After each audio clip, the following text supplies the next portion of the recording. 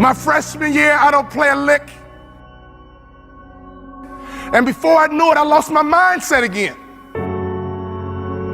And I began to recalibrate. You know, everybody doesn't play in the NBA. I'll graduate in 4 years. You know what, I just go get a good job. It's okay, it's okay. And at the end of my freshman year, my daddy called me on the phone. He asked me a question. He said, son, you're not playing, why not? Politics, Dad. It's political. My father asked me a question. He says, how did your coach get paid, son? I said, Dad, he gets paid to win. He says, okay, son, if your coach gets paid to win, won't he play the players to give him the best chance to win? He said, son, you got recruited, you took all your visits, you chose Minnesota. You took your time and you chose Minnesota. You told me that you're gonna turn that program around. You told me you're gonna graduate in 4 years. You told me you're gonna make more money in business than you did in sports. One of the core values of our training and development called family was accountability. That was a core value of that training and development organization called the Bond family, accountability. He said, so go back and do what you said you're gonna do.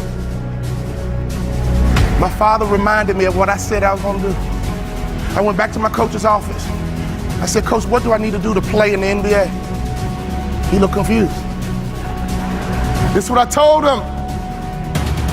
I'm gonna become somebody different. What do I need to do to play in the NBA? I'm taking this thing to the next level. We about to rise up. So for you to be passionate, your logic and your emotions need to be intertwined. See, some of you guys have the intellect and some of you guys have the passion, but you have to have both to be successful in this business. Sharks are hunters and predators. They never stop swimming. In fact, if a shark stops swimming, it will die. If a shark goes backwards, it will die. Think like a shark, act like a shark, and behave like a shark. Can I ask you a question right now? Can I ask you a real question? Not your neighbor, I'm talking to you. What kind of student are you right now in life? You're in charge of your promotion.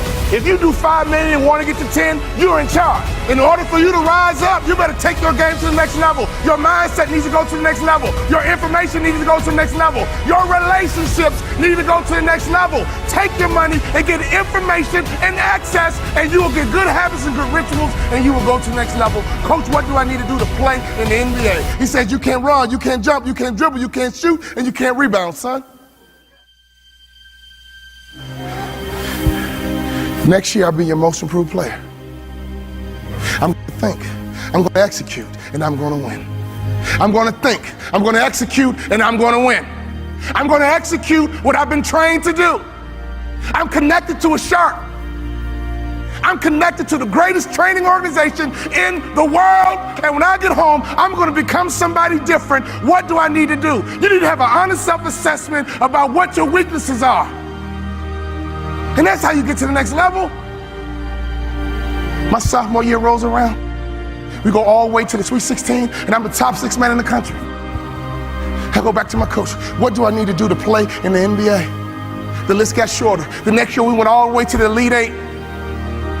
We were 1 shot away from the Final 4, and I was the top 6 man in the country. I carved out a niche. And that's what impact players do. They make their community better. They make their city better. They make their town better. They make realtors better. Be an impact player, and anyone in your life, if they need a shark, you become their shark. All I had to do was have 1 good year, and I walked right into the NBA. My senior year, everything lines up. But the first game of my senior year, I break my foot. I come back in 6 weeks and I break my foot a second time. In my mind, my college career was over and my NBA dreams were dead. I averaged 7 points a game. I got offered a $75,000 job because one of our season ticket holders liked me. Right before I took the job, my daddy called me on the phone. He would always ask the right questions at the right time. He said, you had a tough year, son, what's next? I said, Daddy, I'm gonna be a hospital administrator, $75,000 job. He said, not bad, son, but can I ask you a question?